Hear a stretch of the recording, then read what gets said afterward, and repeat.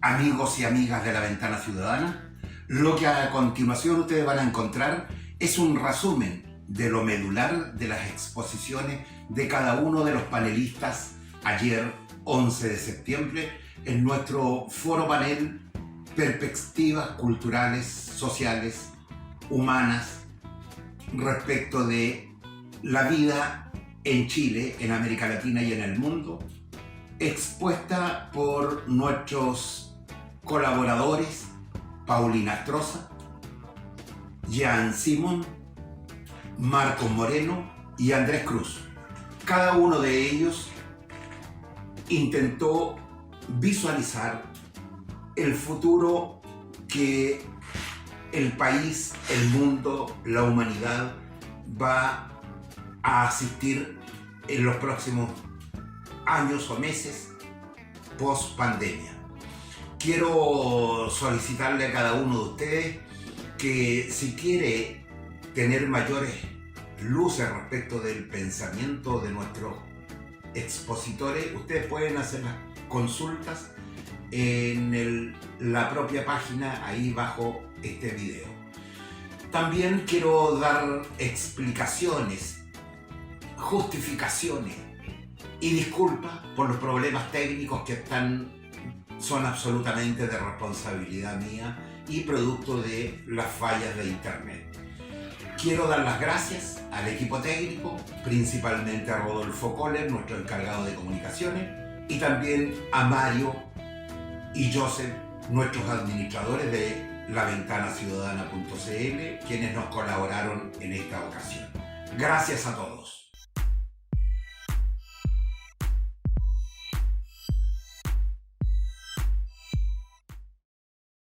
Incertidumbre, sí, y de angustia, sí, pero hay algunos que van en un transatlántico cómodamente cobijados y que tienen asegurada una cama y un ventilador frente a cualquier tipo de circunstancia. Y hay otros que van en chalupa o balsas y que apenas son capaces de flotar para los efectos de poder visualizar que van a poder pasar con certeza lo que estamos viviendo. Y esto se refleja en el hecho de que la mayor cantidad de incidencia de muerte se dan en los barrios que están más expuestos o marginales socialmente.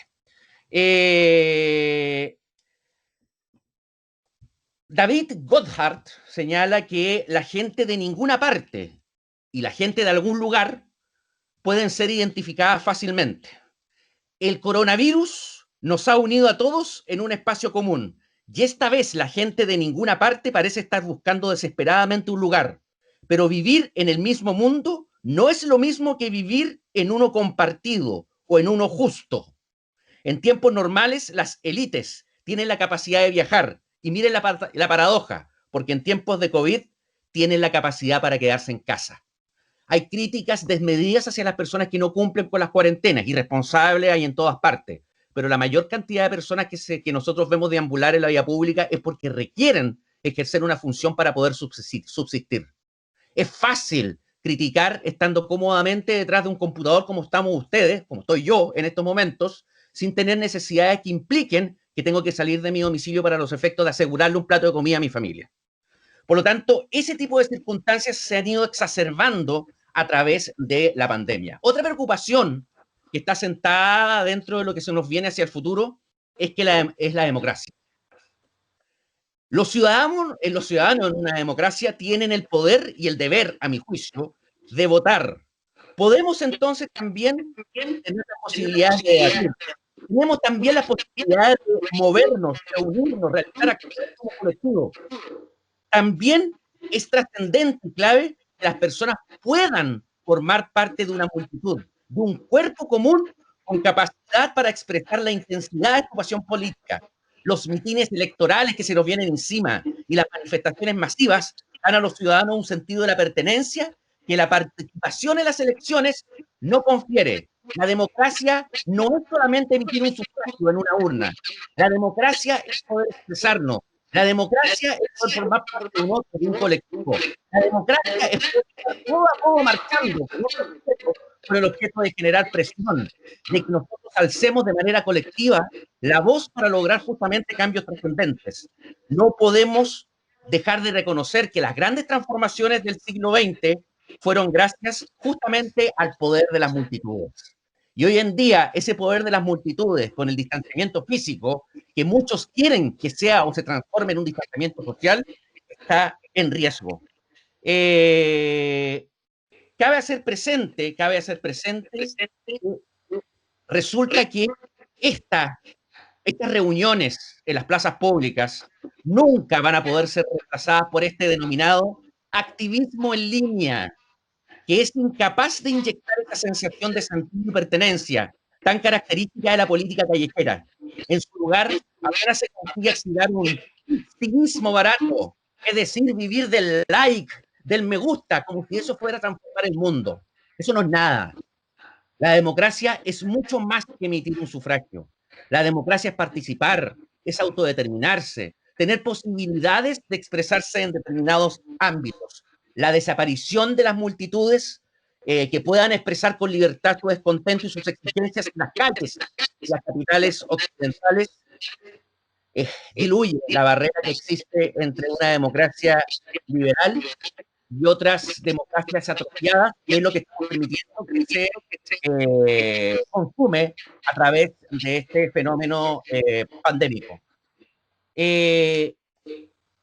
Joseph Proudhon señalaba que ser gobernado es ser vigilado, examinado, espiado, dirigido, legislado, regulado, etiquetado, adoctrinado, predicado, controlado, evaluado, ponderado, censurado y ordenado.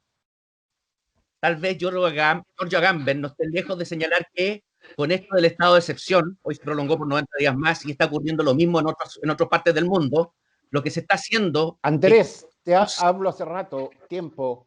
Bien, hemos cedido finalmente a la seguridad por la salud, a nuestros derechos y los hemos entregado finalmente a tener algún tipo de retribución sanitaria. Eso es todo. Gracias, Andrés. Jean Simón, por favor, la palabra para usted. Muchas gracias. ¿Me escuchan bien, cierto?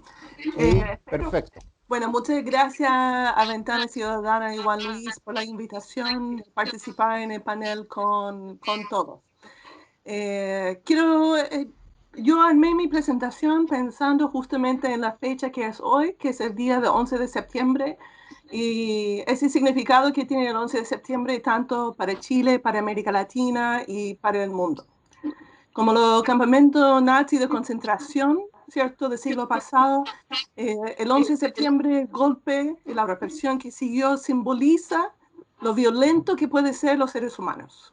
Nos exige reflexionar cómo el conocimiento y el Estado forman parte de esa violencia. Nos existe reflexionar y analizar también para que nunca más pase algo así. Antes de analizar más lo que está pasando ahora, es importante también de analizar lo que pasó, porque nos permite reflexionar de mejor manera sobre lo que está pasando actualmente. Pues el 11 de septiembre se produce por un quiebre de la democracia a partir de la polarización dentro del país y a nivel internacional. Y de cierta manera vemos eso repitiendo, de cierta manera, aunque diferente, en las distintas sociedades de hoy. Un segundo punto es que la violencia que se usó como medio para lograr sus fines también está apareciendo, ¿cierto?, frente a una racionalidad democrática. La destrucción y la represión de personas que piensan diferente emerge también ahora como una amenaza, tanto en países como Estados Unidos, y su ataque hacia la libertad de la prensa. Y el rechazo a la riqueza de las ideas y los compromisos, los sueños de paz, también para mí está presente tanto en la dictadura de Pinochet como actualmente en muchos países que, aunque formalmente democrática, se va transformando en de facto dictaduras. Otra lección, de cierta manera, que nos entrega lo que fue la dictadura es de no caer en relativismo. La necesidad de rechazar discursos y personajes que justifiquen la vulneración de derechos de algunos grupos es algo que hay que rechazar. especialmente la violencia y la destrucción. Al mismo tiempo que reconocemos que la violencia en la dictadura es institucional, planificada, también hay que reconocer que las personas actúan, toman decisiones y van involucrando, aportando, apoyando, ¿cierto?, a esa misma violencia. Pero al mismo tiempo hubo personas que también abrieron espacios para desafiar la lógica dominante, defendiendo personas y logrando, ¿cierto?, de generar ciertos espacios frente a esa lógica dominante. Así, tanto las decisiones como nuestras acciones que tomamos importan y impactan en lo que hacemos. De cierta manera, reflejando también lo que dice Andrés, de cierta manera son nuestras decisiones que van incidiendo, o las acciones de los movimientos, etc. También, a pesar que de la parte oscura, ¿cierto?, de la dictadura, nos hace creer también en lo bueno de los seres humanos, aún en tiempos oscuros. Siempre es importante recordar esa capacidad de los seres humanos para afectar sus circunstancias positivamente, que lo que hacemos impacta negativamente o positivamente. Ahora, a partir de eso, llegamos y pensamos y analizamos lo que está pasando actualmente. Primero, para iniciar, yo diría, para entender lo que está pasando actualmente, en verdad tenemos que comprender el proceso de larga duración. Y en eso, la expansión europea que se inició hace más de 500 años, es importante para entender lo que está pasando ahora, a pesar que han habido una transformación importante, obviamente, en los 500 años. Uno de los elementos centrales, ¿cierto?, con la expansión europea tiene que ver con la emergencia del Estado Nacional, que permitió que el capitalismo se desarrolle, que surge durante un tiempo y ahora está debilitado los estados nacionales frente a esa globalización económica, tecnológica y política que otros han mencionado. Pero sigue siendo importante el concepto de soberanía nacional y el nacionalismo que va incidiendo en lo que está pasando. El conflicto ya no es entre comunismo y capitalismo. De cierta manera, el capitalismo ha ganado, pero sigue siendo cuestionado. Los estados buscan reducir el impacto del capitalismo, pero como tiene capacidad limitada, no pueden transformarlo de manera significativa. Y en muchos casos no quieren.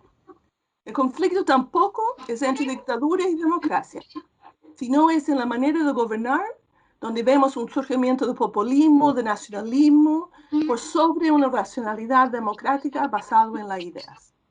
Nos hace cuestionar el proyecto europeo de progreso, la expansión de la racionalidad hasta en Europa. Y eso yo diría, de verdad, es como uno de los más llamativos que países como Estados Unidos, Francia, están enfrentando también esas situaciones, llama la atención. Así, mirando desde ese proceso largo, los últimos 25 años, parece como una excepción necesaria de consideración de democracia representativa y protección de derechos humanos, a lo menos en América Latina, en Asia, en Europa. Pero el desafío es cómo adaptar esa racionalidad democrática a los desafíos actuales. 6 En los minutos. últimos años se observa una serie de estresores de un sistema mundial en constante tensión y transformación. Cambio climático, las transiciones energéticas han generado problemas de adaptación y transformación económica. Nacionalismo y populismo han emergido como reacciones a acciones para enfrentar los enclaves de colonialismo, racismo, sexismo y dictadura.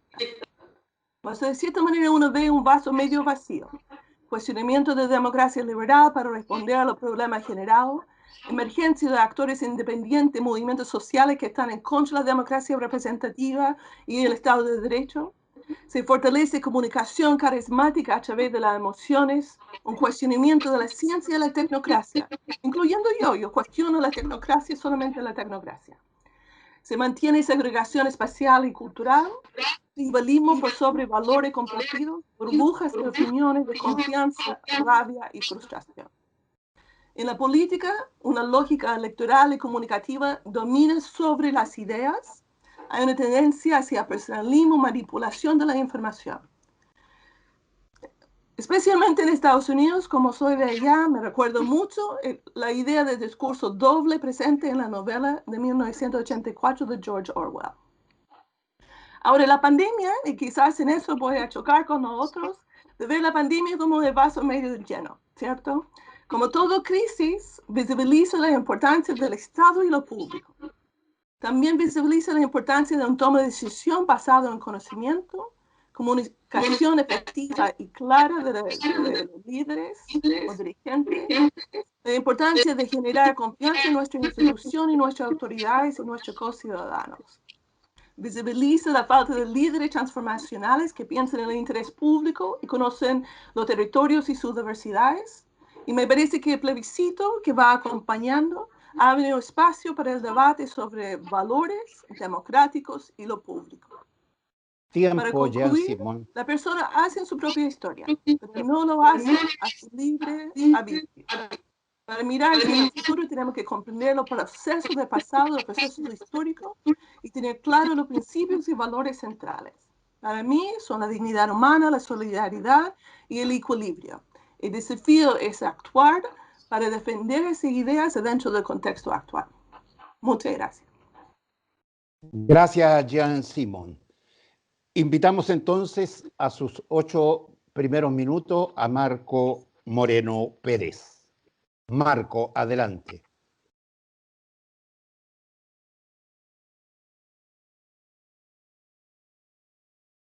Aló, Marco. Gracias.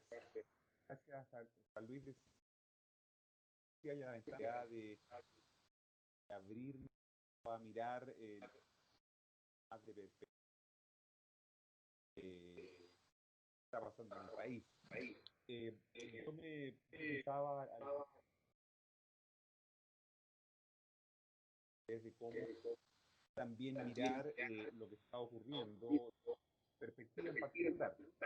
Y lo voy a hacer desde lo complejo que resulta para los gobiernos gobernar en este contexto de complejidad en el que estamos hoy día, no solamente en Chile, sino que en el mundo, ¿no? Si hay algo que caracteriza, podríamos decir, a lo que estamos viviendo es esa sensación, ¿no es cierto?, de que no sabemos muy bien a qué nos estamos enfrentando y cómo nos estamos enfrentando, junto con la incertidumbre que eso genera, ¿no?, en las personas, hace difícil la labor de los gobiernos, ¿no?, porque enfrentar desafíos para los cuales creíamos estar preparados, como era la pandemia, ¿no?, pero no lo estábamos, supone una situación de mucho agobio y mucho desgaste para la función de los gobernantes, ¿no? Y creo que la pandemia de alguna manera muestra una dimensión de la complejidad, es decir, no sabemos lidiar con problemas para los cuales solo tenemos respuestas simples, ¿no? Y son problemas complejos, ¿no? Esta tendencia natural de los gobiernos en el mundo, en América Latina, ¿no es cierto?, a gobernar por soluciones. Es decir, frente a problemas complejos, buscamos soluciones simples, ¿no? Entonces tenemos la pandemia que ha afectado al mundo y estamos utilizando la misma herramienta que se ha usado, ¿no es cierto?, desde la Edad Media para enfrentar este tipo de situaciones, ¿no? Lo mencionaba Andrés respecto de cómo los estados están enfrentando, ¿no es cierto?, este desafío, y lo están haciendo de la manera tradicional que lo han hecho históricamente, que es el confinamiento, ¿no?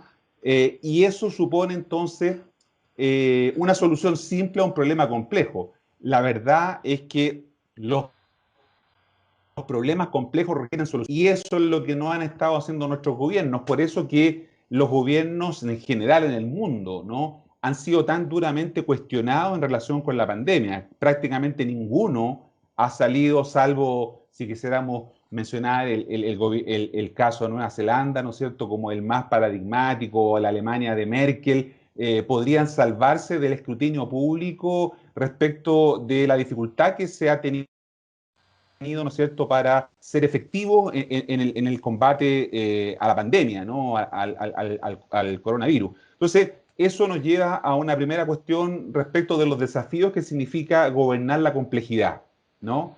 Y por lo tanto, ¿cómo no estamos preparados para eso, ¿no? Nosotros que trabajamos en universidades, los 4 que estamos acá, ¿no es cierto?, somos profesores, nos dedicamos a la academia, pero las universidades están acostumbradas a enfoques de manera verticales o compartimentalizadas de la realidad. Entonces tenemos facultades de Derecho, de Medicina o de Salud, de Ingeniería, y ver la realidad desde esa compartimentalización, ¿no? Pero los problemas no funcionan de esa manera. Los problemas atraviesan todos los departamentos, ¿no? Los problemas son, de alguna manera, cruzan todas las dimensiones o las ciencias tradicionales. Y por lo tanto, las universidades tampoco están pudiendo apoyar efectivamente este complejo proceso de gobernar. En segundo lugar, y lo mencionaban también los colegas en las exposiciones anteriores, tenemos una ciudadanía que se ha ido empoderando cada vez más. Hemos visto en el mundo esta dimensión, hemos visto, ¿no es cierto?, los movimientos sociales, el estallido social que pronto va a cumplir un año en Chile, que nos habla, ¿no es cierto?, de un fenómeno que a lo menos podríamos denominarlo de repolitización, ¿no? Si asumimos que durante mucho tiempo tuvimos un periodo de despolitización, hoy día tenemos de distinta manera, ¿no es cierto?, una repolitización que se da, ¿no es cierto?, con un tipo de ciudadanos distinto, un ciudadano intermitente, de los que no le gusta a Andrés, ¿no es cierto?, porque Andrés dice que la política entonces tiene que hacerse de la manera convencional y tradicional y por lo tanto la política que hoy día se hace, yo creo que contrariamente cada vez más desde el territorio digital, no está siendo un desafío para el cual estamos preparados. Entonces, ese ciudadano intermitente que se activa cuando hay algunas cosas que le llaman la atención, cuando de alguna manera reacciona frente a situaciones que le son de interés, por ejemplo, ¿no es cierto?, el tema medioambiental, los temas de defensa de determinados derechos, son también una ciudadanía distinta, para lo cual los gobernantes no estaban preparados. Y en tercer lugar, junto con lo que es el tema de la complejidad, junto a lo que es un nuevo tipo de ciudadano, estamos viviendo un proceso creciente, diría yo, que no conocíamos, no habíamos visto hasta ahora, de sentimentalización de la política. La política cada vez es más sentimental, la gente se mueve más por las emociones, por los sentimientos que por la razón, ¿no? Neil Ferguson habla de que no vivimos en una democracia, sino que en una hemodemocracia, ¿no?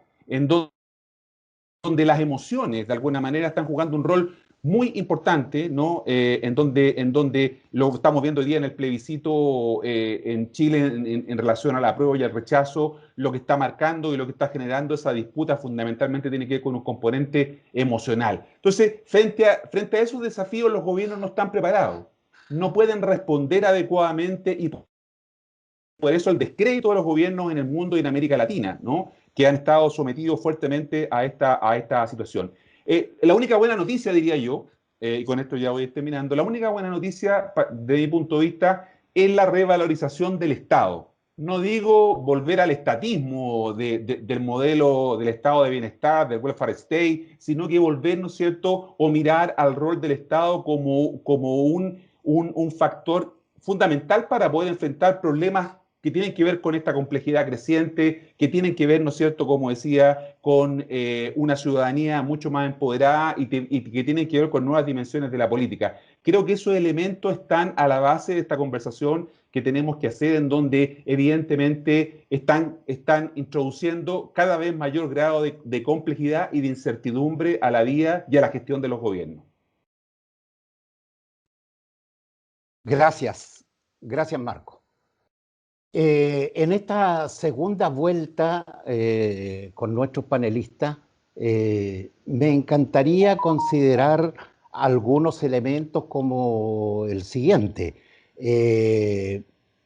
¿Cuáles los cambios conductuales desde el punto de vista humano y desde el punto de vista de los gobiernos respecto de la pospandemia?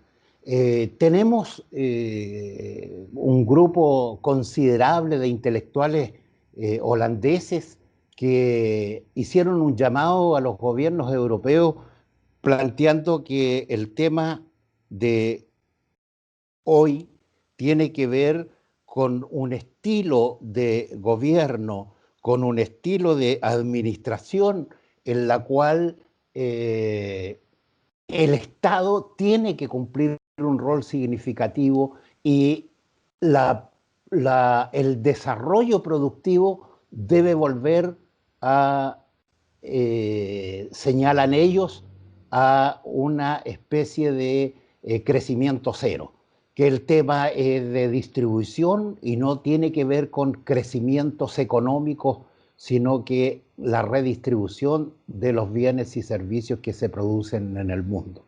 Y por otro lado, la visión ambientalista, el rol que necesariamente deben jugar las empresas por proteger el medio ambiente, que es el espacio donde la humanidad vive.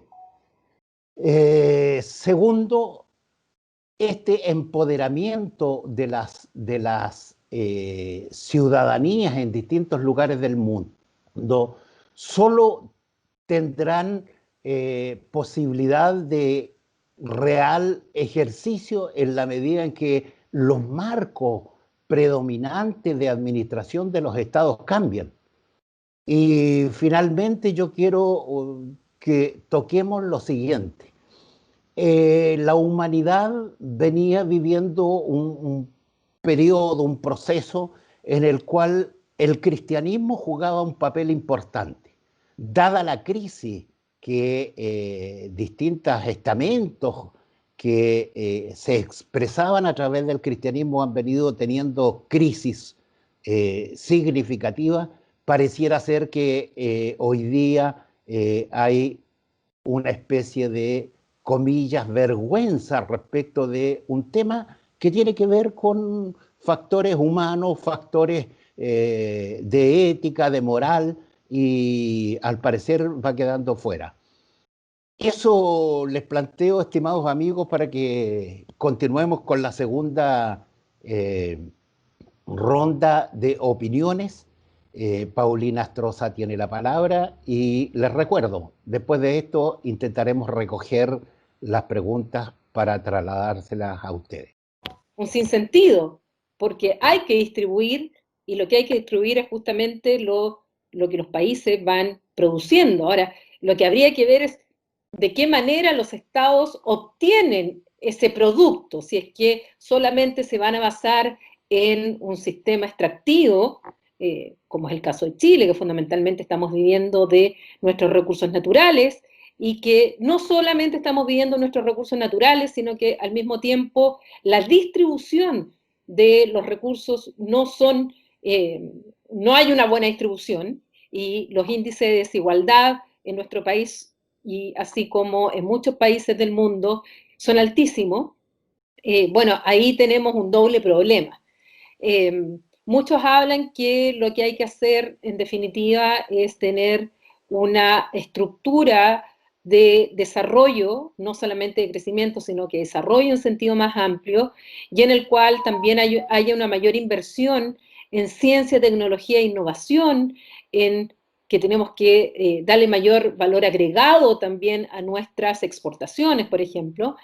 Pero yo sinceramente llevo décadas escuchando el mismo discurso y seguimos viviendo del cobre, ahora se dice que también va a ser el litio, hemos diversificado nuestra canasta exportadora, lo que es cierto, pero siguen siendo commodities, somos muy frágiles también a las crisis económicas, sobre todo cuando aquellos que consumen nuestros productos son quienes restringen su consumo, y por eso nos afectan también las crisis.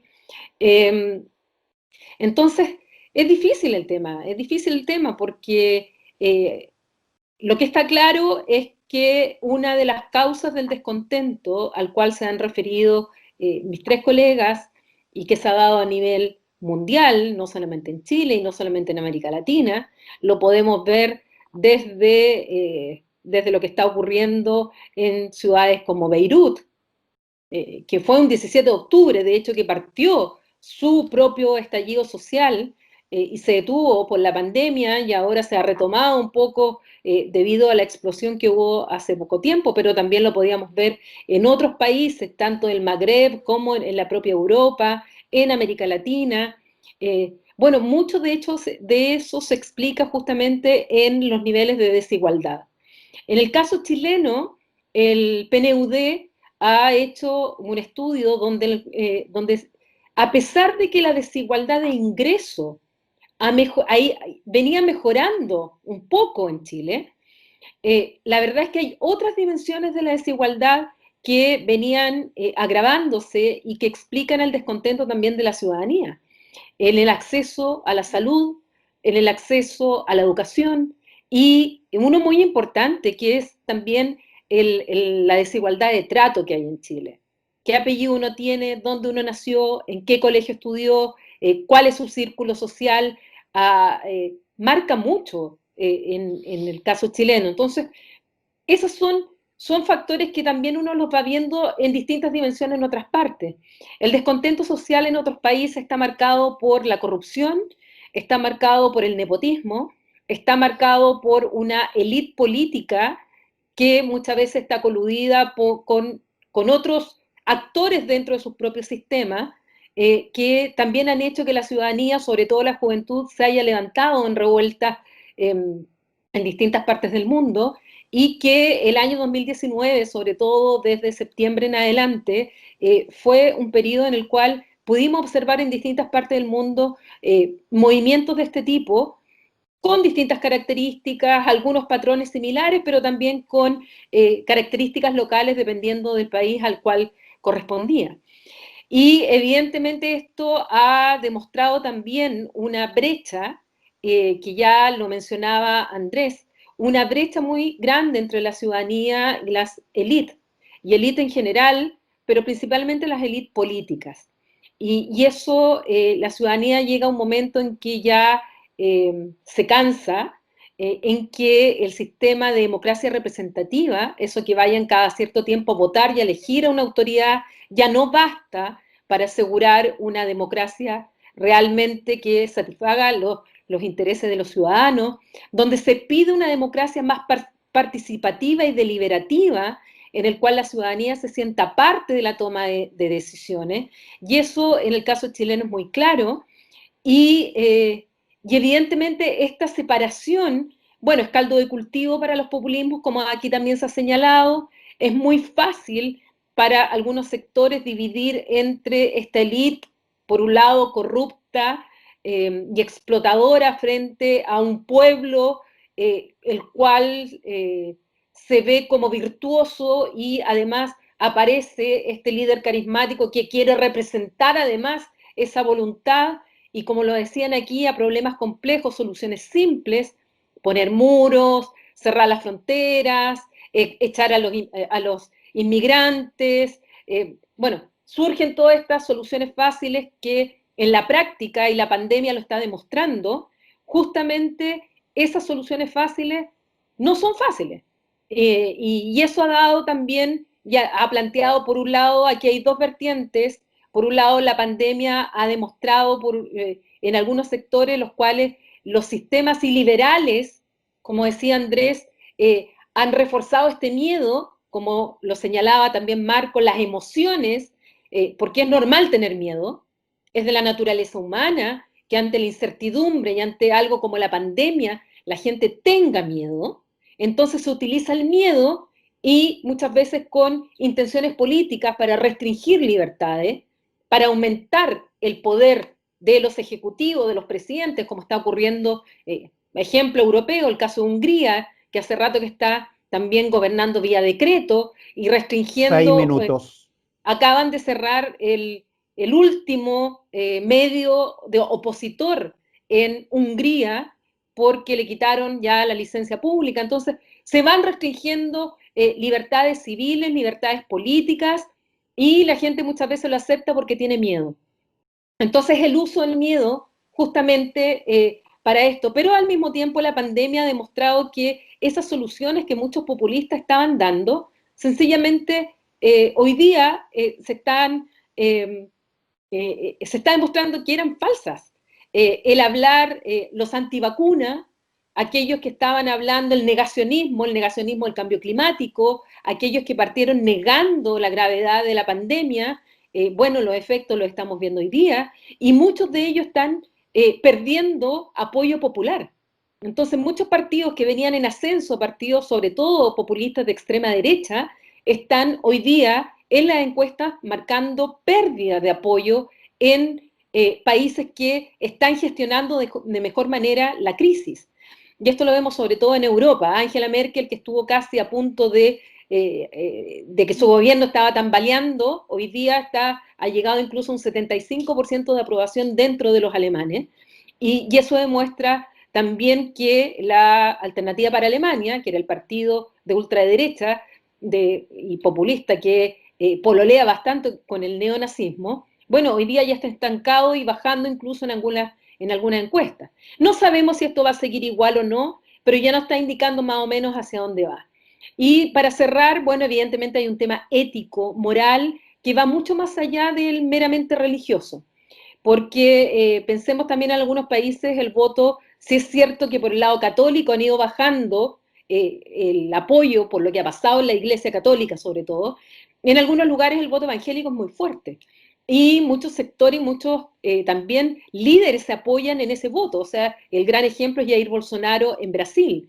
Entonces, hay también ahí temas bastante interesantes a observar cómo se está dando esto. En el mismo caso de Estados Unidos, hay un voto también religioso detrás muy fuerte de la candidatura de Trump.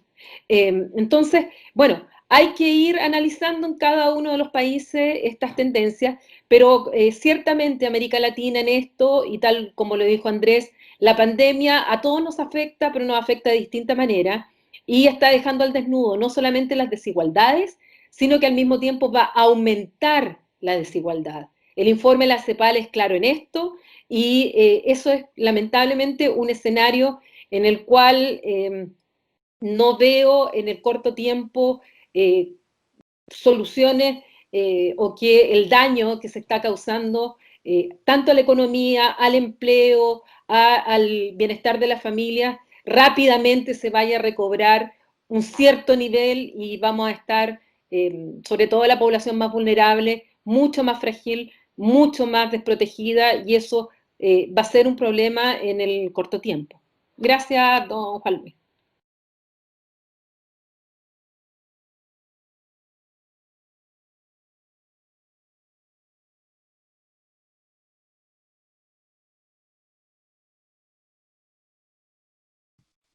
Andrés Cruz, 7 minutos.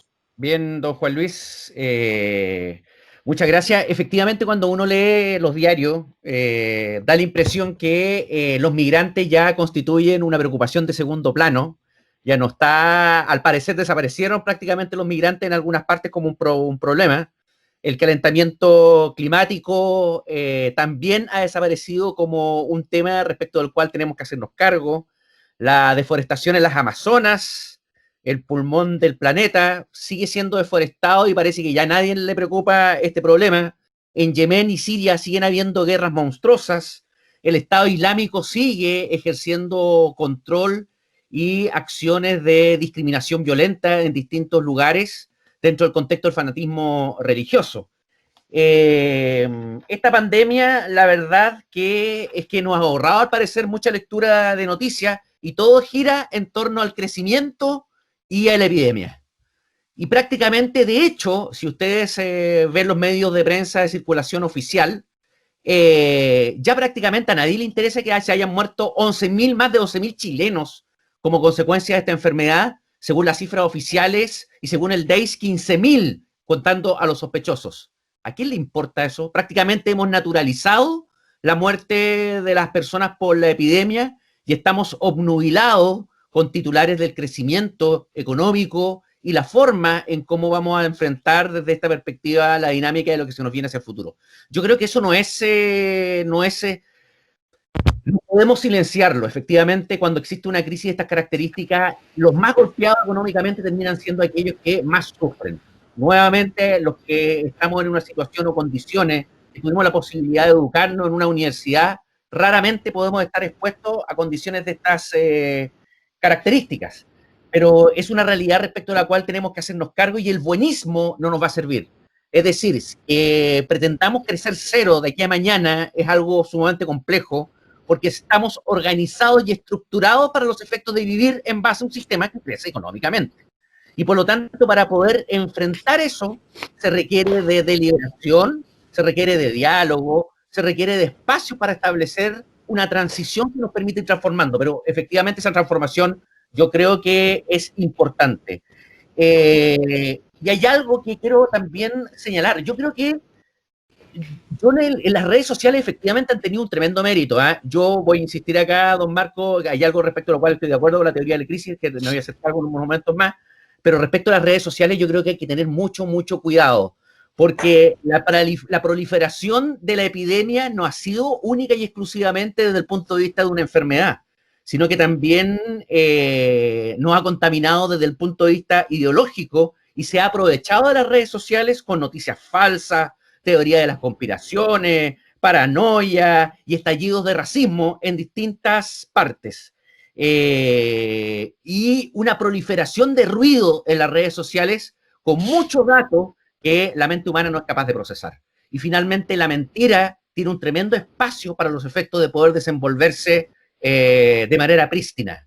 Ahora, yo no soy amigo del concepto de posverdad, yo no creo que exista el concepto de posverdad, yo creo que no quiero darle siquiera la posibilidad a la mentira de que lingüísticamente se le dé un sesgo de verdad. Alexandre Koyer, un tremendo filósofo ruso, señalaba que la mejor mentira es la que tiene una parte de verdad. Y creo que en eso justamente las redes sociales han servido para los efectos de impedir una información adecuada. ¿Y información adecuada para qué? Porque frente a un contexto como este, indudablemente que tenemos que trabajar las teorías de las crisis. Tenemos que conocer adecuadamente cuál es la naturaleza y magnitud de una crisis para tomar las mejores decisiones. Yo no creo que el día de mañana esto nos va a dar la oportunidad para ser mejores, lo siento. Soy un amargo pesimista en muchas cosas y en esta no es la excepción. Tampoco creo que se vaya a desmoronar el mundo, creo que es una crisis más dentro de muchas otras que vamos a padecer y que los sujetos que han tenido el dominio económico y político no lo van a soltar así como así. No nos van a liberar para los efectos de poder intervenir porque se ven amenazados de la transformación del mundo y ellos adquieran conciencia súbitamente de la trascendencia que es cambiar la realidad como la estamos viviendo. Eso no les interesa en Wall Street. Eso no les interesa a la gente que vive en la bolsa. Eso no les interesa a aquellos que viven cómodamente y que han estudiado en universidades privilegiadas sin tener contacto con la realidad y tienen que tomar decisiones. Mantener su condición va a ser la prioridad. Y por lo tanto, la única manera de poder transformar esto, yo no quiero parecer un revolucionario ni que la gente salga con palo a la calle y destruirlo todo, no. Pero es la movilización de las grandes multitudes. Y quiero que quede claro que yo no hablo de violencia acá. Yo hablo de movilización y de movilización de grandes grupos de personas que sean capaces de crear conciencia. El buenismo, lamentablemente, puede servir para llenar una cantidad enorme de textos inspirados en la buena fe y muchas veces también en tal vez ciertos aspectos de creer mucho en el ser humano. Yo no creo tanto en un mamífero agresivo y violento como somos nosotros. Ahora, un minuto, Andrés. Bien, detrás de cada una de las decisiones equivocadas o de muchas decisiones equivocadas hemos aprendido, y no solamente ahora, sino que antes, que hay mucha ignorancia. Designar, por ejemplo, a una crisis como una guerra, calificar el virus como algo extranjero, confundir la función que le corresponde a los expertos que no deben suplir la función que le corresponde adoptar a la política y a la institucionalidad, corresponde a algo respecto a lo cual tenemos que estar muy, muy atentos, ya que lamentablemente, la institucionalidad como está concebida actualmente no ha podido hacerle frente al desafío que significa una crisis de estas características, porque tenemos un sistema político infradotado de capacidad estratégica, demasiado competitivo, volcado al corto plazo, oportunista y con escasa disposición a aprender. Y eso se extrapola a todo el mundo occidental, y aquí yo estoy absolutamente de acuerdo con lo que dice Paulina. Aquí efectivamente no es algo de nosotros, es un problema que va mucho más allá. La crisis es de dimensiones internacionales, y la única manera de salir de esa perspectiva es generar conciencia respecto a la función que corresponde cumplir a la solidaridad y a la colaboración. Y esos aspectos, por añadidura, permitir resolver todos los otros aspectos económicos y ambientales que actualmente estamos viviendo. Eso es. Gracias, Andrés. Seguimos con la segunda ronda de 7 minutos con Jan Simons. Muchas gracias. Y voy a tomar alguna palabra que dijo tanto Andrés como la Paulina, pero en particular quiero tomar la frase que dijo Andrés de crear conciencia conectada, yo agregaría, conectado con la realidad. Porque quedé pensando mucho, todo lo que está pasando me hace pensar en distopías, ¿cierto? Y utopías. Y como hablé de 1984, ¿cierto?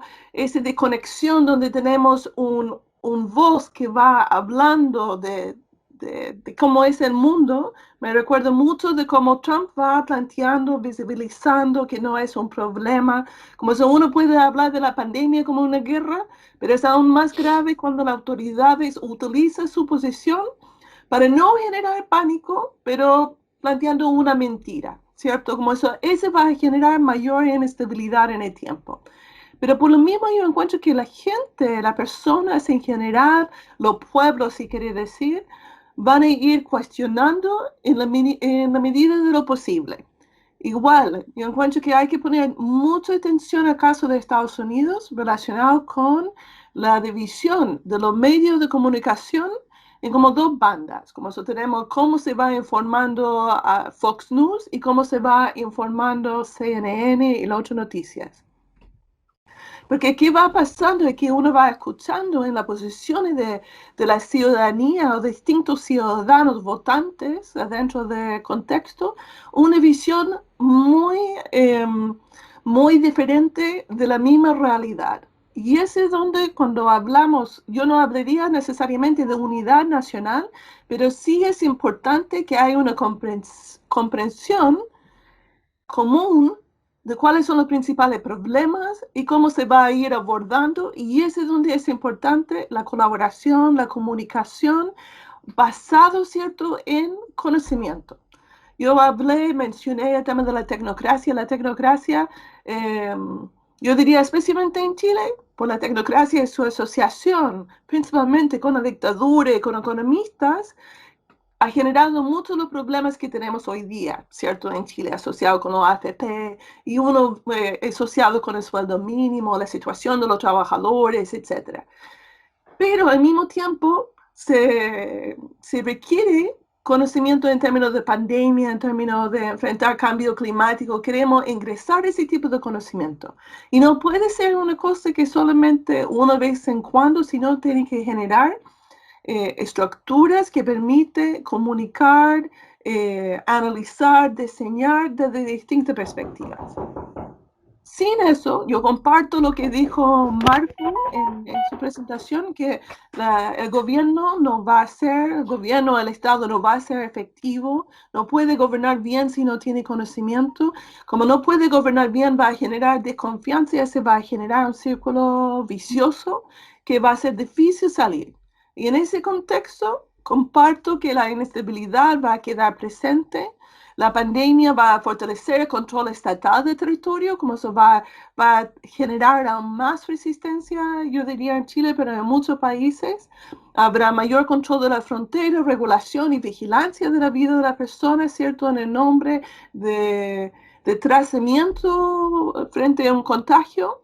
Pero también en términos de cambio climático va a haber un aumento de eventos extremos, va a haber una escasez de agua, va a impactar en el tema de energía, va a haber mayor polarización y marginalización, mayor inestabilidad política de crecimiento económico, vamos a ver una concentración de riquezas en las industrias o en las empresas que responden a ciertos elementos, por ejemplo, redes sociales, remedios y vacunas.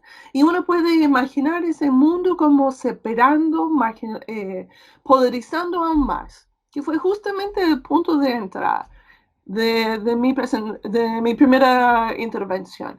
La importancia, vuelvo de nuevo, de actuar y transformar para asegurar que en verdad no vamos dividiendo, sino vamos colaborando para enfrentar juntos los problemas. Es como el Acuerdo de París, que demoró mucho tiempo para lograr y depende mucho de la voluntad, pero hay un reconocimiento, la única manera de ir abordando el cambio climático es de manera conjunta. Ese es el desafío que tenemos que enfrentar. Ahora, en términos de cambios conductuales, yo diría, no es la pandemia que va generando problemas actualmente, sino los cambios conductuales vienen de otros elementos, de las redes sociales, pero ese tiene una historia mucho más larga. Lo que va generando la pandemia todavía vamos a ir adaptando al nuevo contexto, pero la transformación de las personas y cómo se van enfrentando se va a ver más en el mediano plazo. Que me preocupa a mí son más las redes sociales, los algoritmos, ¿cierto? Que van mostrando noticias que son coherentes con nuestro punto de vista, que se va como fortaleciendo, profundizando ciertas visiones de la sociedad. El problema que justamente esas empresas con su algoritmo nos va generando un algoritmo que va buscando una manera de comprender al otro, alguien que es diferente de mí. Si no tenemos un Estado que juega un rol de construir una cultura y valores compartido nacional, si no lo dejamos al mercado y la posibilidad de elegir, vamos a ir debilitando esas redes sociales y ir generando y llegando más a ese tribulismo o de grupos, de cierta manera, que hemos comentado. Ese de la política de identidad y que cada uno defiende sus intereses, ese va a generar esa distopía que estamos hablando. Por eso es importante la comunicación clara en términos del Estado, colaboración público-privada, en especial entre la ciencia y otros conocimientos. La descentralización del Estado me llama la atención, que Andrés quizás ahora lo va a comentar, para que uno pueda comprender la diversidad de los territorios, pero esencialmente no nos vamos a salvar si no lo hacemos juntos. Yo confío que las personas en general van a buscar de ir resolviendo conjuntamente como han hecho en distintos momentos, pero también va a haber personas que va salvando solamente a ellos mismos, y si ellos tienen poder, vamos a quedar en ese círculo vicioso del cual hablé. Gracias.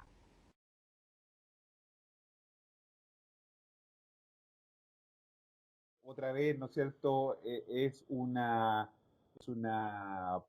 cuestión compleja que nos plantea, para la cual no podemos tener soluciones simples, sino estaríamos cayendo en la misma situación que comentábamos, que no era la apropiada.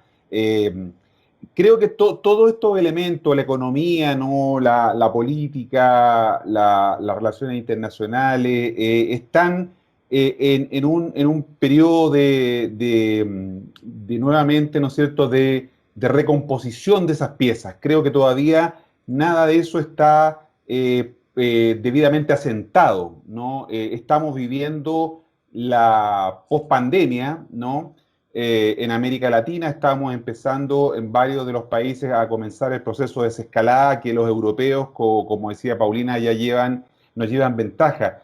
A mí siempre me ha llamado la atención que América Latina tuvo la oportunidad histórica, nunca antes en la historia de América Latina habíamos tenido la oportunidad de ver el futuro, ¿no? Porque ver el futuro es una cosa, sabemos que imposible. Sin embargo, hemos tenido varios meses esa posibilidad, porque nosotros podíamos ver lo que estaba ocurriendo en Europa, ¿no? Y en Asia, con 3, 4 meses de antelación, nos veíamos los problemas que estaban teniendo ellos, podíamos habernos preparado de mejor manera para enfrentarlos, y no lo hicimos, ¿no? Perdimos esa oportunidad histórica. Hoy día nuevamente estamos viendo la posibilidad, ¿no es cierto?, viendo el futuro, porque estamos viendo qué es lo que pasa con el rebrote en Europa, qué es lo que pasa en Estados Unidos, qué es lo que pasa en Asia y cómo se está manejando esto, y por lo tanto aprender de esa experiencia, pero parece que tampoco estamos tomando, ¿no es cierto?, los debidos resguardos. Vean ustedes el desorden que se ha producido en Chile, para hablar concretamente de nuestro país, con la comunicación de riesgo que llevó adelante el gobierno con este famoso hashtag, ¿no es cierto?, Fondéate en tu casa,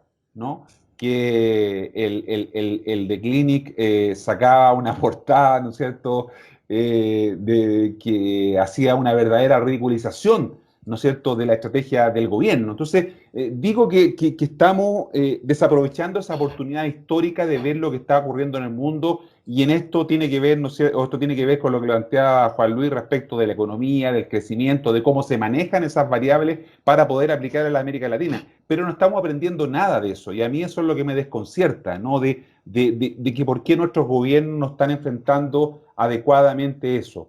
Yo creo que en América Latina y en Chile, porque efectivamente me cuesta más hablar del resto de la región, porque tiene dinámicas distintas, lo mismo de Europa, estamos en todo caso en un periodo extraño en donde lo viejo no termina de morir y lo nuevo no termina de nacer, como decía Gramsci, ¿no? Y se refería a estos periodos como periodo de interregno, ¿no?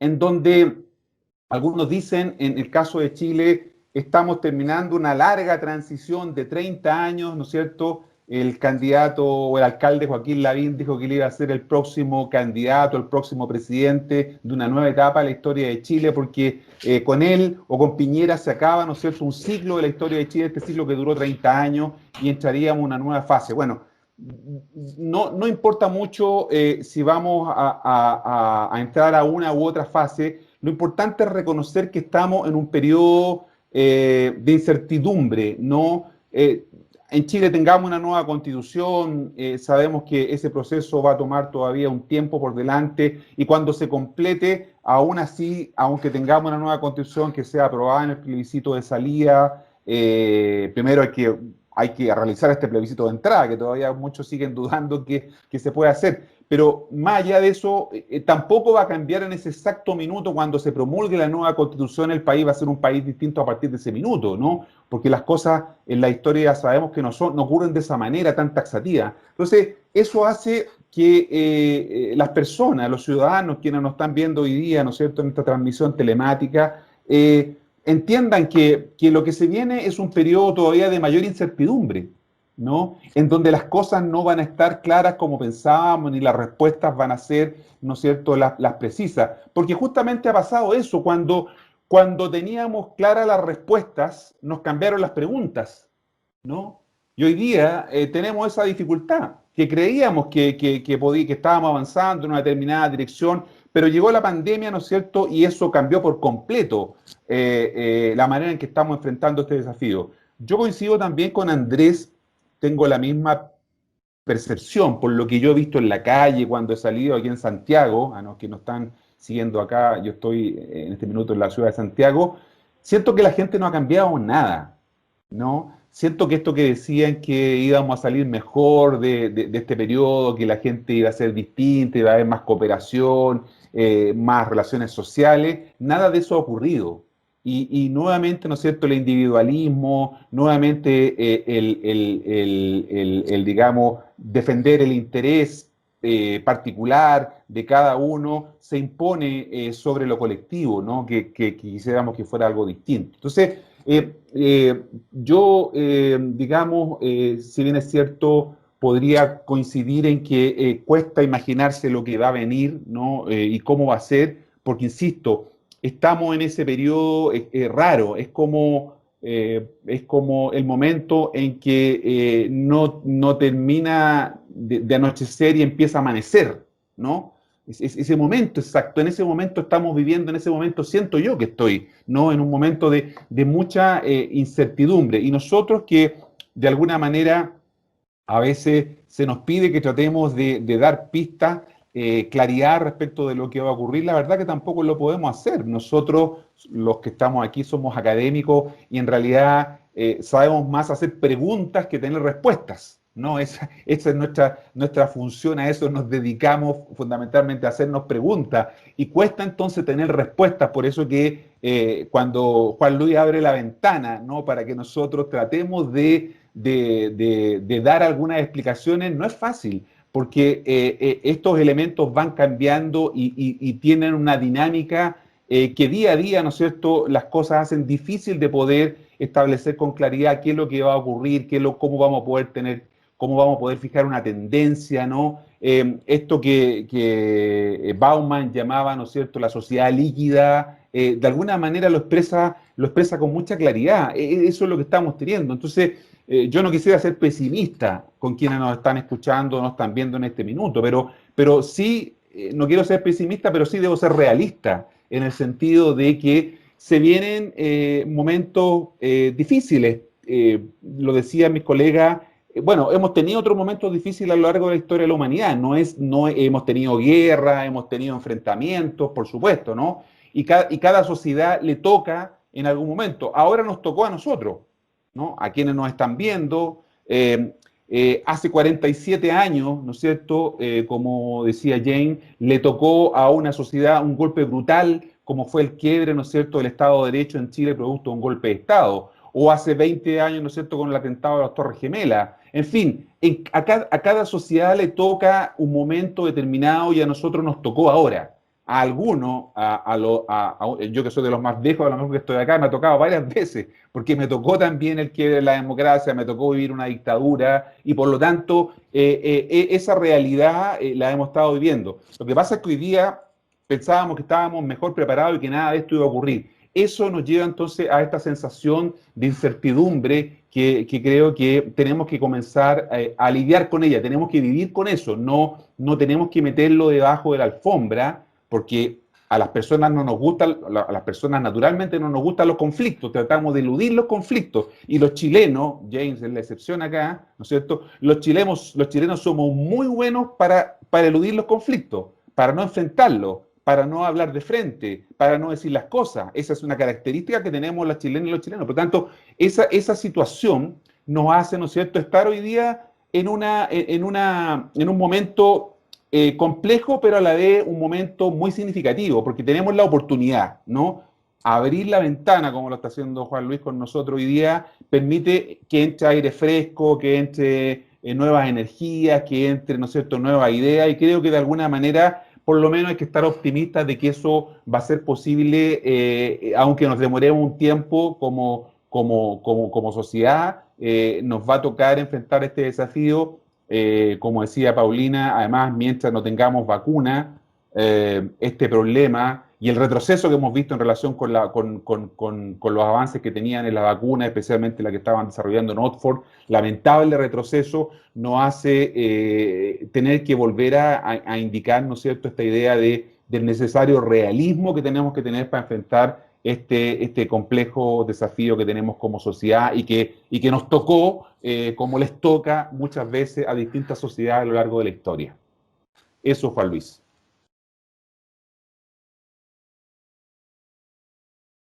Estás todavía con el micrófono muteado.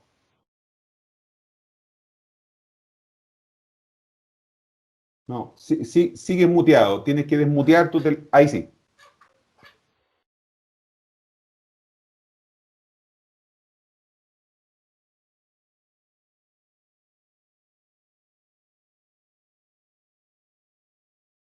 Tenemos problemas con tu audio, Juan Luis. No te estamos escuchando, no tenemos retorno, como se dice. No, por lo tanto, vamos a quedar a cargo del programa nosotros. A nosotros nos encanta, así que vamos a poder seguir hablando. Yo quería proponer, para ver si, mientras resoluciona su problema, Juan Luis, que respecto a lo que tú decías de Antonio Gramsci, tú citaste a Gramsci, y hay una frase muy buena de Antonio Gramsci que señala que se puede ser pesimista de la razón, pero optimista de la voluntad. Yo creo que efectivamente, frente al contexto que estamos viviendo, yo soy pesimista. Yo derechamente no voy a engañar a nadie acá. Yo no voy a decir que soy socialdemócrata o inventar que... No, yo soy pesimista. Pero ese pesimismo nos obliga no a ser pusilánimes, no a entregarnos, sino que a actuar. Por eso yo rescato la frase de Antonio Gramsci: el pesimismo de la razón, pero el optimismo de la voluntad. Y con mayor razón, aquellos que tenemos una visión pesimista, estamos más obligados a generar los esfuerzos tendientes a lograr la transformación. Que vaya que yo sigo insistiendo que por mucho que haya pandemia, te aseguro que en un par de... ¿Quién se acuerda de la gripe española? pese a que, como yo dije en un principio, mató a más gente que la Primera y la Segunda Guerra Mundial juntas. Por lo tanto, no veo muchas posibilidades de que una crisis como esta nos vaya a transformar tanto. Tal vez sea una oportunidad para reenrielar determinadas interpretaciones y para magnificar el uso de las tecnologías, circunstancias más relacionadas con el quehacer diario para los efectos de lograr adaptarnos, que es otra cosa. Es decir, el ser humano se adapta. Pero grandes transformaciones respecto a aquellos que tienen grandes concentraciones de poder desde el punto de vista económico y político, así como de una fórmula venida al cielo, yo no la veo.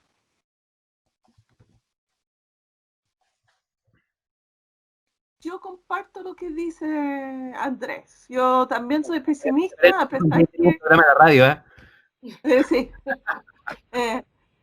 Yo soy pesimista, a pesar que soy optimista también. Es que yo encuentro que hay como una mezcla ya, pero yo encuentro que hay que ser realista y es esencialmente ser pesimista. Pero me llama la atención que no hemos hablado de los partidos políticos en Chile, porque yo diría un gran parte del problema de los liderazgos políticos que tenemos son justamente los partidos políticos, como también la ciudadanía y cómo se va votando, pero me parece que aún más grave son los partidos políticos y su, no sé si incapacidad no es la palabra, como poco voluntad para ir fortaleciendo las relaciones, uno con la ciudadanía o su electorado, y que queden principalmente trabajando para su ganancia electoral.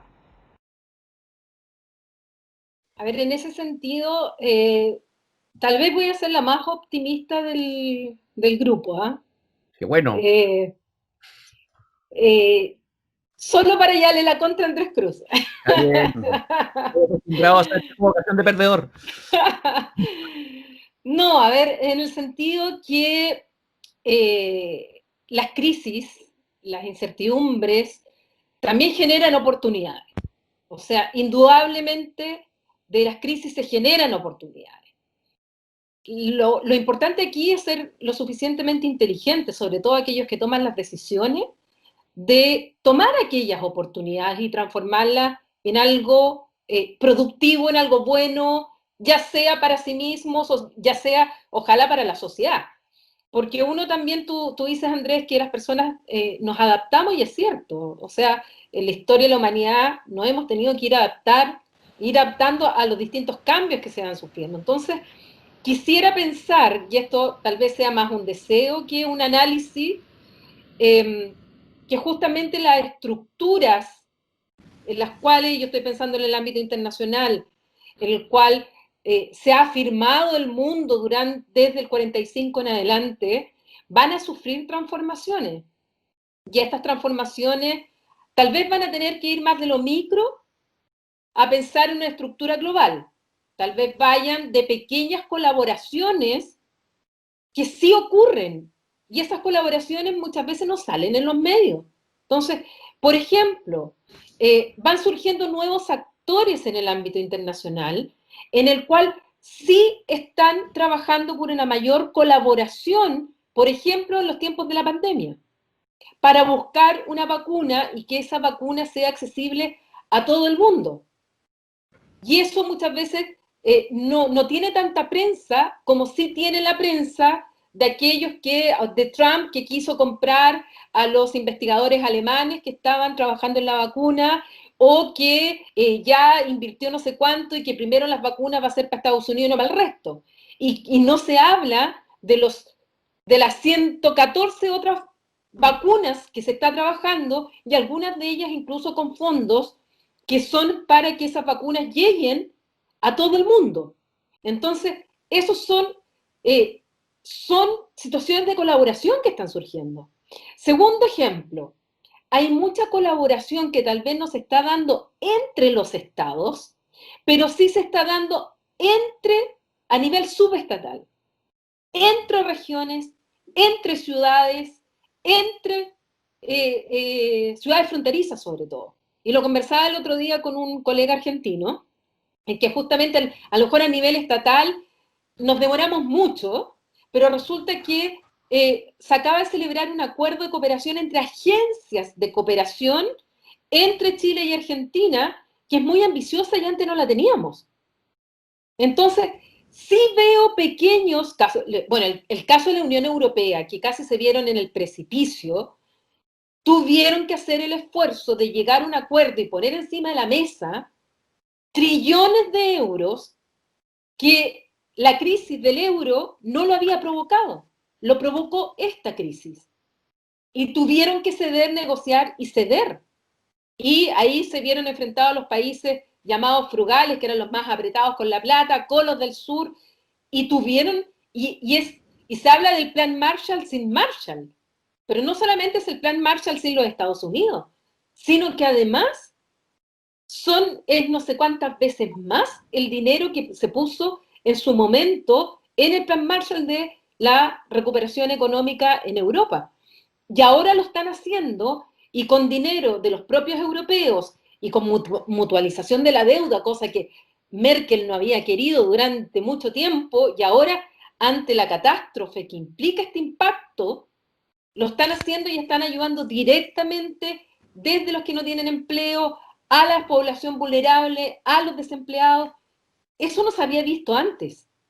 Entonces, quiero mirar también aquellos casos en que esta pandemia forzó esa voluntad y los obligó sencillamente a decir ya, o aquí nos hundimos todos, o sencillamente, o sea, salimos juntos y nos hundimos todos. Y lo están haciendo. Ya hay colaboración entre ciudades, ya hay colaboración subestatal. Puede ser más sencilla porque, obvio, no tienen la misma capacidad que tienen los estados, pero están surgiendo ciertos actores que se están moviendo. Y a lo mejor hay que darles tiempo también a esos otros actores. Entonces, quiero ver esas oportunidades, cómo se van a hacer. Y concuerdo absolutamente y no puedo dejar pasar esta oportunidad, lo que dijo Marco, en el sentido que nosotros tuvimos claramente tuvimos la ventana abierta al futuro. O sea, vimos sobre todo en Europa las imágenes de lo que estaba ocurriendo y no solamente no nos preparamos, no nos preparamos, sino que al mismo tiempo tomamos las medidas incorrectas que se estaban tomando en esos lugares. Lo encuentro increíble. Los rebrotes en Europa son tremendos. Y resulta que aquí, ¿qué es lo que estamos haciendo? Estableciendo una norma nacional de las visitas de 5 y 10 para el 18, tomado en un escritorio en Santiago, cuando aquí nosotros estamos entrando en pandemia. O sea, tan insólito que esa medida tomada a nivel nacional nos llevó a una movilización en el Biobío. O sea, yo no sé, Andrés, si tú habrás visto alguna vez más unida al Biobío que lo que nos unió el ministro París y el ministro Belolio. Bueno, ahora con la postergación de la elección de gobernadores también hubo más o menos una unidad importante, pero tienes razón que era tan lógico y tan de ignorante insólita del centralismo que justamente se dio un fenómeno de unión transversal.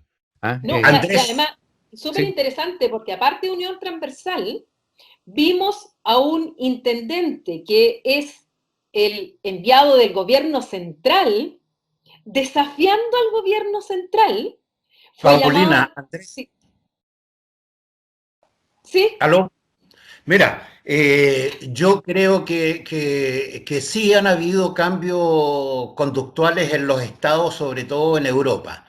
Yo creo que sí, pero todavía es insuficiente. Yo creo que sí es necesario mayor cambios conductuales y operativos en la ciudadanía en distintos lugares del mundo, pero ¿es posible todo esto si no hay razonamiento colectivo, que es un tema que yo creo que tiene que pegarnos hoy día? Yo creo que hoy día en el mundo hay miedo, yo creo que hoy día en el mundo hay incomprensión de un mundo que se decía tan desarrollado y que una pandemia lo tiene, comillas, de espalda. Pero, perdón, les quería poner eso para el cierre. Antes con una pregunta al cierre, cuando les demos una oportunidad para que ustedes hagan su cierre cada uno. Pero hay una pregunta de don Carlos que dice, James Lovelock postula que ya es tarde para intentar un desarrollo sostenible y que debemos ir hacia el logro de una retirada sostenible. ¿Qué opinan de eso? Cualquiera de los panelistas que se haga cargo de esta pregunta. Entonces yo hablo, excepto si otra persona quiere hablar. Es que sí, es que el tema de pandemia para mí es como una reflexión sobre lo que han dicho hace décadas en relación al cambio climático, ¿cierto? En momentos que decían que no se podía hacer un montón de cosas, ahora por la pandemia sí han logrado cerrar, reducir el tema de... Como se me parece que en términos de la sustentabilidad, esa es una amenaza fundamental. Si no avanzamos hacia degrowth, decrecimiento, hay un concepto de como recuperación, regenerativa, economía regenerativa, donde uno va concentrando mucho más que generar crecimiento para la distribución, como planteó Paulina. Yo lo cuestiono eso. Yo diría, en verdad, hace décadas que hay suficiente comida en el mundo. El problema no es la producción, el problema es la distribución, y tiene que ver la distribución de los productos por un lado, y también de ir pensando cómo organizar mejor para que las diferencias no sean tan grandes en términos de riqueza. Si uno va mirando el 0,1% que concentra una cantidad tan importante de los recursos, me parece que uno puede ir transformando. Y además de la colaboración entre los estados que hablaba Paulina, también hay, ¿cierto? Desde muchas de las empresas grandes, uno puede pensar en Microsoft, que está poniendo un montón de dinero para ir aportando a transformar, también Twitter, etcétera. Como uno tiene que esperar de las grandes empresas también de ir generando esa transformación. Tenemos que tomar en serio el tema del cambio climático, como también el tema de la pandemia, y buscar maneras de vivir de manera más equilibrada con la naturaleza, porque si no, vamos a quedar sin planeta. Ese es como yo encuentro más deprimente que la pandemia. Dos preguntas. ¿Cuál será la real participación de la ciudadanía en todo el proceso constituyente en el sentido más amplio y realista? Y la segunda pregunta dice, de acuerdo con Marco, la gente de la calle y las instituciones no han cambiado en nada. Es cuestión de escuchar a los gremios empresariales. Marco. Sí, bueno, efectivamente yo insisto en esta idea de que esta ilusión de muchos, ¿no es cierto?, de que vamos a salir mejores, no está ocurriendo, ni mejores ni peores. Estamos, digamos, en una situación muy parecida porque no es que el virus, como dijo un ministro, ¿no es cierto?, nos vaya a hacer mejores personas. ¿No? Un exministro en realidad nos vaya a ser mejores personas, sino que efectivamente aquí tiene que haber un proceso colectivo mucho mayor y lo relaciono con la primera pregunta que también mencionaba Juan Luis respecto de que se requiere, ¿no es cierto?, un cambio mucho más profundo o regenerativo, como decía James, acerca de la sociedad, ¿no? No siento que esto efectivamente esté llevando adelante ese cambio. Creo que estamos todavía en un momento en donde las cosas no se han consolidado y por lo tanto, sí, yo creo que ni los empresarios, ni la gente común y corriente, ni la élite política, ni la clase gobernante está en una posición distinta a la como estaba el 13 de marzo cuando se descubrió o se detectó el primer caso de coronavirus en Chile. Para Paulina, ¿mejoraremos los problemas de desigualdad con el cambio de la Constitución o será una solución parche? Lo que pasa es que hay que ser realistas con lo que es una constitución. No esperemos que la Constitución automáticamente va a cambiar el tema de la desigualdad. La Constitución sirve para sentar las bases fundamentales de lo que va a ser nuestro país. Eso es una Constitución.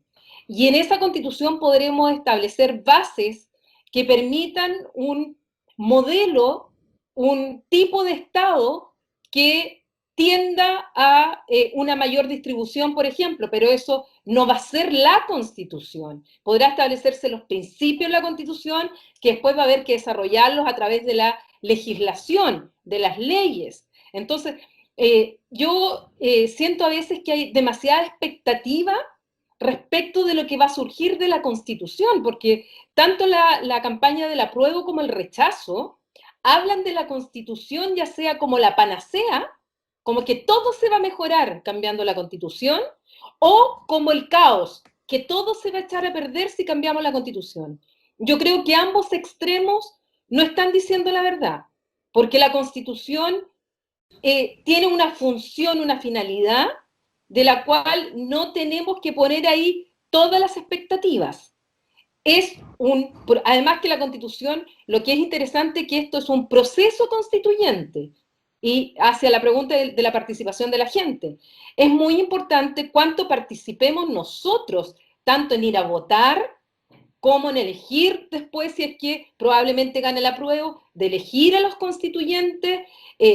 Ahí yo lamento mucho todavía que se esté discutiendo el tema de la participación de los independientes, porque los partidos políticos siguen concentrando gran participación en esa formación de la constituyente, y eso va a también a hacer un muro con las expectativas de la gente. Por lo tanto, se tiene que abrir una cancha más pareja para los independientes, y luego, cuando se discuta la Constitución, es establecer las bases, son como las reglas del juego más amplias, pero no porque dictemos una Constitución al año siguiente vamos a tener un país más igual. No, es mucho más complejo que solo eso, pero es un primer paso importante para avanzar en un país que ya no tenga un modelo subsidiario, que aunque no lo diga de manera escrita, está en el espíritu de la Constitución, sino que tienda un modelo en el cual el rol del Estado juegue un papel mayor en la distribución efectivamente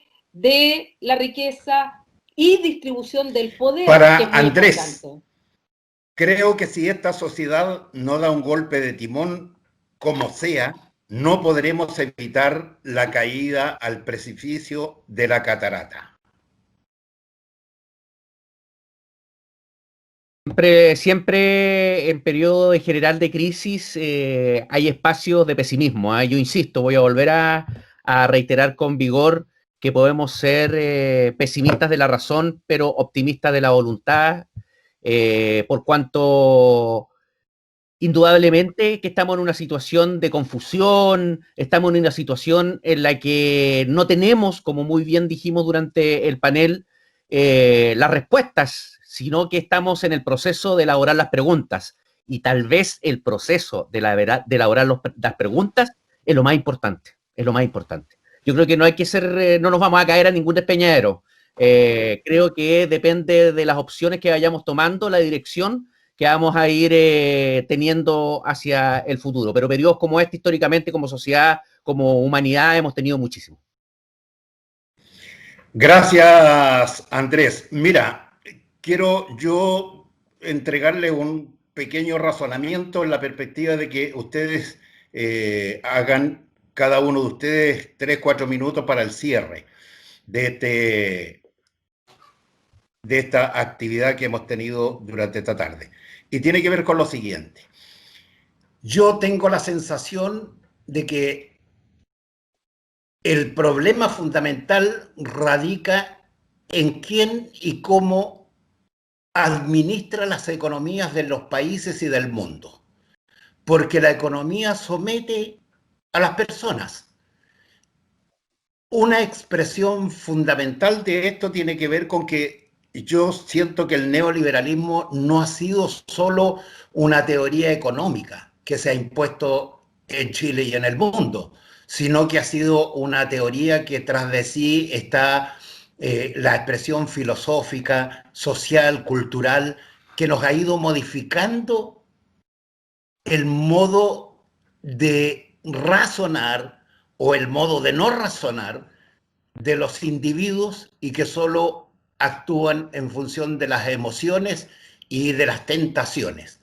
Por tanto, yo tengo la impresión de que cambiar el estado en que hoy día se encuentra la humanidad y el mundo tiene que ver con cambios integrales, entendiendo que vivimos en un espacio, el medio ambiente, que está en peligro. Y con el riesgo de lo que señalaba Andrés, cada día el riesgo de que muchos seres humanos en este mundo pasen a ser marginados es un peligro latente. Y mientras más marginados tengamos en el mundo, mayores son las posibilidades de que la vida se torne cada día más limitada y más complicada. En el mismo orden en que ustedes tuvieron sus exposiciones, yo les rogaría 3 o 4 minutos para que hagan un cierre y pueden intervenir desde el ámbito que ustedes lo deseen y refiriéndose también a las intervenciones de los otros colegas. Gracias a todos y cada uno de los seguidores en La Ventana Ciudadana y les decimos que este panel va a ser publicado 1 o 2 semanas en La Ventana Ciudadana y allí tienen un espacio para hacer comentarios y preguntas a cada uno de los panelistas que sean más de fondo y que tengan una perspectiva mayor, porque yo creo firmemente en que no mejoramos nuestra calidad de vida, ni individual ni colectivamente, sino razonamos colectivamente. Paulina. Bien, yo solo un par de ideas finales. Primero, estamos viviendo un momento de cambios, cambio a nivel internacional, cambios a nivel nacional, cambio a nivel de nuestra propia forma de vida. Esto no significa que vayamos a ser ni más buenos ni más malos, pero sí estamos viviendo cambios. ¿Cuánto van a durar y hacia dónde nos van a llevar? Tanto al mundo como a las organizaciones internacionales, a los estados o a nuestras propias sociedades o nosotros mismos. Yo no lo tengo claro. Como decía Marco, la verdad es que aquí hay mucha incertidumbre todavía. No me la juego porque vaya a ser un mundo mucho más pacífico o que vaya a ser un mundo mucho más conflictivo, no lo sabemos. Sí, lo que podemos pensar es que en el corto tiempo vamos a estar en una situación de crisis económica muy fuerte, que va a llevar a niveles de pobreza mayores, sobre todo en América Latina, que eso va a generar tensiones, que va a seguir habiendo una tensión fuerte también entre una ciudadanía y sobre todo un sector más marginalizado de las sociedades que puede aumentar, producto justamente de los efectos de la pandemia, con una clase política, y más aún si esta clase política no escucha. Por lo tanto, yo creo que vienen, sobre todo el 2021 va a ser un año de turbulencias, tanto internacionales como a nivel interno, pero que eso no necesariamente implica que vamos hacia el despeñadero, como alguien señalaba. Va a depender mucho de cómo se gestionen las crisis. Ahí sí, es cierto que a veces amanezco despierto súper optimista y me duermo con depresión, es verdad, pero bueno, trato de despertar el otro día de nuevo con optimismo porque si no, estamos mal, si es que nos dejamos abatir por el pesimismo, como decía Andrés, porque tiene que haber voluntad de cambiar muchas cosas. El status quo yo creo que es lo peor que nos puede pasar. Y aquí tenemos que mejorar, tenemos un proceso constituyente, ojalá sea participativo. Tengo miedo del grado de participación si es que la pandemia sigue con los niveles que está, porque ya pasó en Francia con niveles altos y la participación bajó mucho. justamente por las cuarentenas y por el miedo al contagio.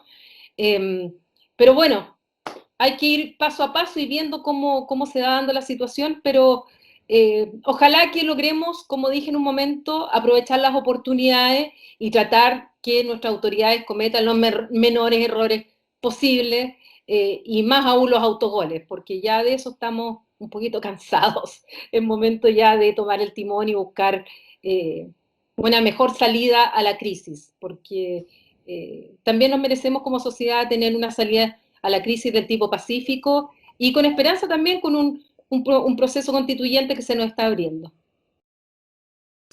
Gracias, Paulina. Andrés. Bueno, la verdad es que estar en una situación de crisis no significa privarse del ejercicio de la razón y el diálogo, de privarse los beneficios de una deliberación que tiene que ser templada, tiene que ser prudente, así como no significa que una coordinación entre las instituciones signifique someterse a lo que decreta un mando único de emergencia por un estado de excepción. La democracia, creo yo, incluso en momentos de alarma y de crisis, urge tener contradicción y exige que todas las decisiones adoptadas por parte de la autoridad tengan una justificación.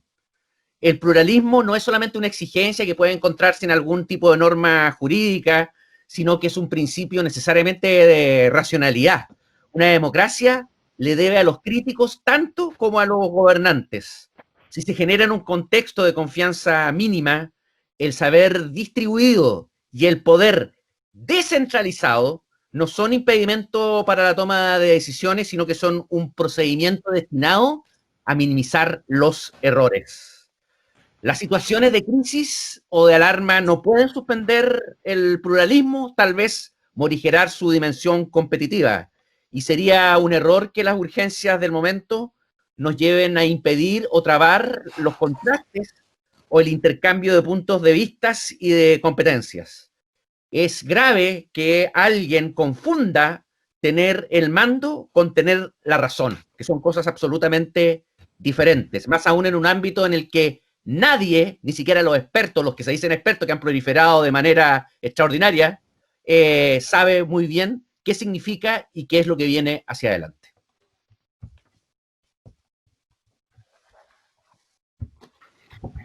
Ya. Mira, Andrés, al inicio cuando nos conocimos siempre anduvimos como muy en contra. Ya estamos como conectando en los temas. Yo comparto sobre el tema de democracia, pero quiero resaltar un elemento que anticipé un poco en mi primera intervención, es que la idea de democracia, la democracia formal, la democracia representativa, no está siendo suficiente para captar y para proteger esa cultura democrática. Como eso llega a personas como Trump, ¿cierto?, al poder, y más que llama la atención, más que fue votado, es como los republicanos, que tienen una posición muy distinta en términos de la institucionalidad, va cediendo a él en el poder. Y hay distintos estudios que van hablando, por ejemplo, comparando lo que pasa con Trump en Estados Unidos a lo que pasa en Hungría, donde uno tiene esa transición desde una democracia formal hacia esencialmente un régimen autoritario de facto, ¿cierto? Y ese me parece es lo que es grave actualmente adentro. Ahora, neoliberalismo o consumismo, capitalismo si quiere, sí juega un rol muy importante en la lógica dominante y que va transformando, yo diría, o orientándonos de trabajar de cierta manera y nos mantiene adentro de un sistema que tenemos que siempre ir avanzando, pagando las cuotas, etcétera, etcétera, ¿cierto? Y ese va generando una lógica que es difícil cambiar, es como un buque, ¿cierto?, que uno puede mover poco a poco, pero no se puede transformar fácilmente. Pero igual, vuelve a la idea que planteé al inicio, y especialmente en momentos de pandemia o momentos excepcionales, yo pienso que hay personas que van transformando los espacios donde están desafiando la lógica dominante, y ese es donde el tema de la colaboración, de ir generando, transformando ese razonamiento colectivo para que comprendamos mejor lo que está pasando en el siglo XXI y uno puede ir moviendo el buque. Claramente va a haber oposición, siempre hay oposición, pero hay que ser realista, pero también optimista mirando hacia el futuro, porque si no, no queda mucho más. Gracias. Sí, yo quisiera también terminar con un par de ideas. Andrés citaba a Zizek, al filósofo, que parece que a Juan Luis le gustaría mucho, ¿no? Porque Zizek dice que de alguna manera la pandemia, ¿no? O el COVID fue el único que ha podido, o el único que podría haber derrotado al capitalismo, ¿no? Claro, hay dudas sobre eso porque lo que estamos viendo no necesariamente es justamente eso. Entonces tenemos dudas sobre esas afirmaciones que hacía este autor respecto del fin del capitalismo. Pareciera ser que todavía este sigue estando vigente y lo que seguramente vamos a tener que buscar son fórmulas distintas, porque como decía antes, si algo positivo, insisto yo, estamos aprendiendo a partir de la pandemia en el mundo, ¿no? Es que se requiere revisar o revalorizar más bien el rol del Estado. Estamos asistiendo, yo diría, a un proceso de vuelta del Estado, ¿no? Y esto supone también revisar algunos elementos. A lo mejor a Paulina no le va a gustar, pero va a haber que revisar el tema de la globalización, ¿no? Va a haber que repensarla. No digo que esto significa el fin de la globalización, porque también está demostrando que no lo es. Pero, por ejemplo, quizás pensar en relocalizar algunas actividades. No puede ser que los países, en este caso Chile, dependamos de una cuestión tan esencial como de las mascarillas, de que se fabriquen en China y que si los chinos, ¿no es cierto?, no quieren darnos las mascarillas, no vamos a tener mascarillas. Para hablar de la cuestión fundamental, pero podría hablar de los ventiladores mecánicos, en fin. Quizás todo eso forma parte, como digo, entonces, de esta vuelta del Estado que tenemos que de alguna manera revisar, y también revisar lo que está pasando con la globalización, para configurarla de otra manera. Yo no creo que tengamos que poner fin a la globalización, ¿no? Sería algo muy difícil, pero quizás tenemos que pensarla de una manera distinta. Y a lo mejor ese pensarla de una manera distinta significa revalorizar, como digo, nuevamente el rol del Estado, no el Estado como se entendió, ¿no es cierto?, como un Estado opresor que controla todo en la línea de Orwell, como decía Jane, ¿no es cierto?, sino que un Estado acorde con lo que son los problemas, que son las necesidades que tenemos que resolver hoy día. Ese es uno de los grandes desafíos, y también le doy las gracias a Jorlilla, a La Ventana Ciudadana, por habernos permitido hoy día estar conversando de una manera tan agradable con los colegas y con quienes están escuchándonos durante esta tarde-noche ya. Sí. Así es Ok. que un gusto Nos haber vamos estado todos con porque... ustedes. Sí. Chao, muchas Nos gracias. vemos. Chao, que Adiós. estén muy bien. Chao, Chao. Juan Luis. Chao, Juan Luis, nos vemos. Chao.